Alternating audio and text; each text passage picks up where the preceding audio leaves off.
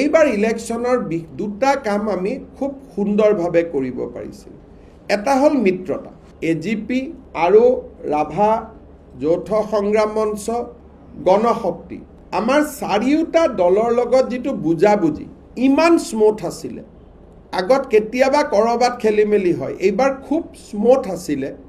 দ্বিতীয়তে প্ৰাৰ্থী তালিকা, বোলে ইয়াক টিকট বিক্ৰী কৰিছে, অফিচত আহি মাৰামাৰি হৈছে, একো হোৱা নাই। তাৰপিছত যদি প্ৰচাৰত চাই, আমাৰ দুইগৰাকী কেন্দ্ৰীয় মন্ত্ৰী সৰ্বানন্দ সোণোৱাল ডাঙৰীয়াই সম্পূৰ্ণ সময় দিলে, পবিত্ৰ মাৰ্ঘেৰিটাইও সম্পূৰ্ণ সময় দিলে নিৰ্বাচনত। পবিত্ৰ মাৰ্ঘেৰিটাই যোৰহাট সমষ্টিত, যোৰহাট, চৰাইদেউ, শিৱসাগৰত পবিত্ৰ মাৰ্ঘেৰিটাই তাতে নিজে ইলেকশ্যন উঠিলে, যিমান কষ্ট কৰে সিমান কৰিলে। সোণোৱাল ডাঙৰীয়াই ডিব্ৰুগড় লোকসভাত কৰাৰ উপৰিও গোটেই অসমখনতে যি ধৰণে কেম্পেইন কৰিব লাগে আমি দলে যেনেকৈ বিচাৰিছোঁ তেওঁ সময় দিলে। প্ৰাক্তন কেন্দ্ৰীয় মন্ত্ৰী ৰামেশ্বৰ তেলী, কামাখ্যা তাছা আৰু আমাৰ সকলো সংসদ, একেবাৰে আমাৰ AGP দলৰ ফণীভূষণ চৌধুৰীৰ পৰা আৰম্ভ কৰি বিজুলী কলিতা মেধিলৈকে সকলোৱে ফিল্ডত কাম কৰিলে। আৰু মই নিজেও যিমান পাৰোঁ কেম্পেইন কৰিলোঁ, আমাৰ দলৰ সভাপতিয়েও আমি বিধানসভা ইলেকশ্যনত যেনেকৈ কৰোঁ আমি তেনেকৈ প্ৰচাৰ চলালোঁ।